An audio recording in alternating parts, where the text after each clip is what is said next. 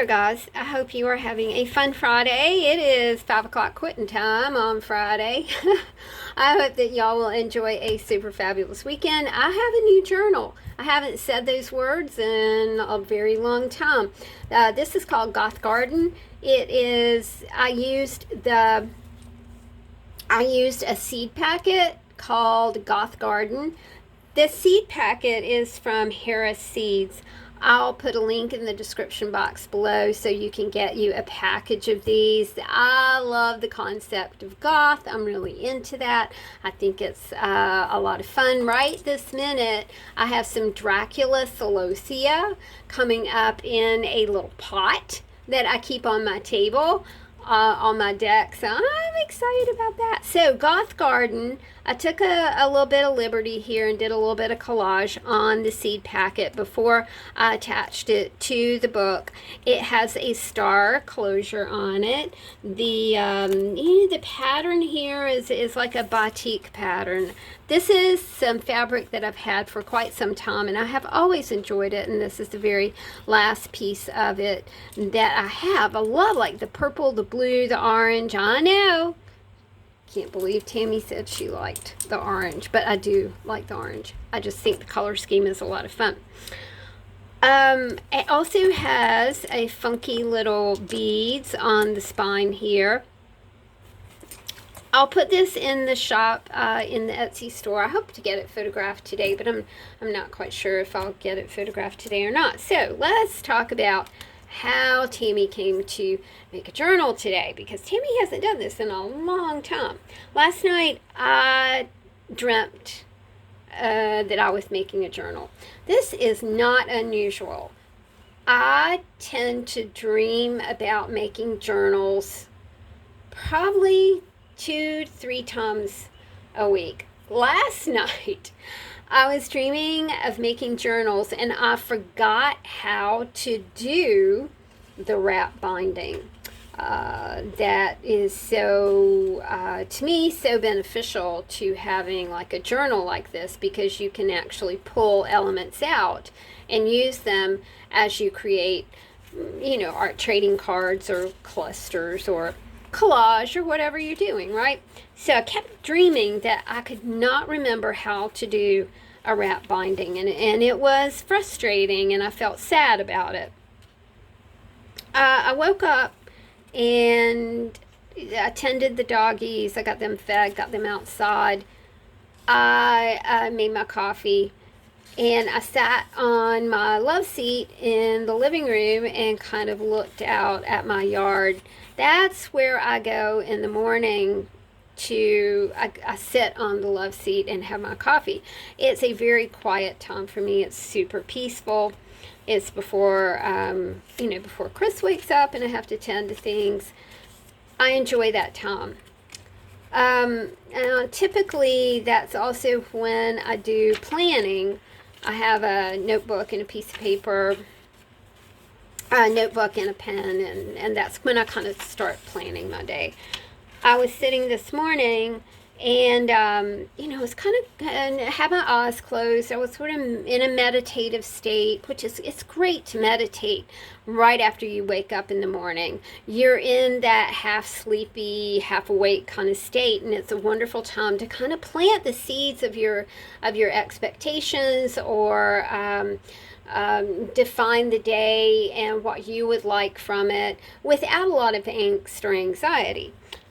So I was sitting there, and my inner being said, hey, hey, hey. And I was like, what? I'm trying to be quiet here.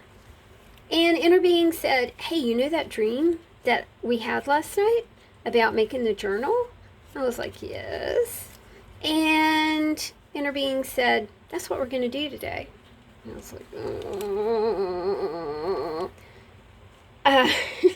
you can't argue with your inner being in your spirit.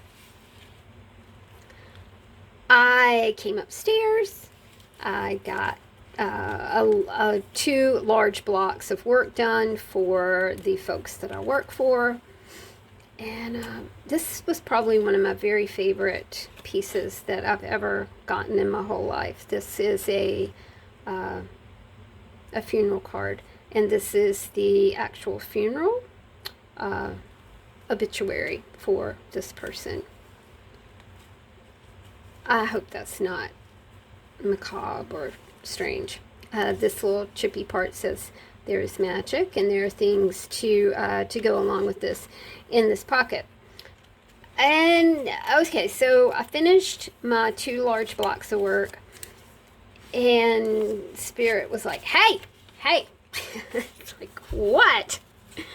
Remember that journal we said we were going to make today? Like, all right, okay. First thing I did was I got out this book because I had not finished it. I was doing some preliminary work on journals, and then I just stopped making journals. I wanted to explore other options. I wanted to explore new things, and that's what I did. It was a pretty sudden stop. There's no point, in arguing with your inner spirit, your inner creative. If they want to do something, then it's pretty much going to be done one way or the other. So I made a journal, and it made me happy.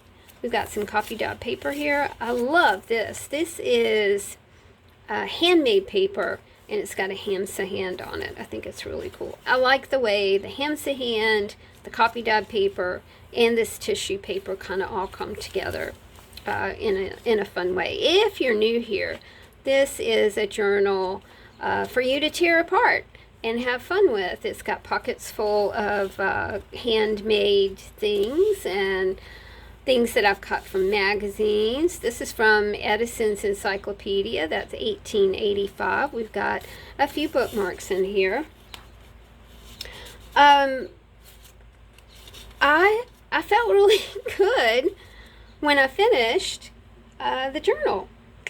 Artwork is work, y'all. There's like no doubt. But when your artwork, and this is why I kind of stopped making journals for a little bit.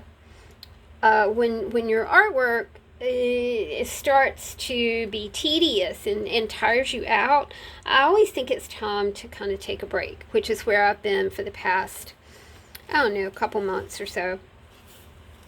I toured with the band Blue Ground Undergrass from Atlanta, and that's the Reverend Jeff Mosier was the banjo player with that band. If you don't know Jeff Mosier, you should look him up. He's Widespread Panic said that he, I'm sorry, not Widespread Panic, Fish said that he was, that the biggest influence on the band was the Reverend Jeff Mosier.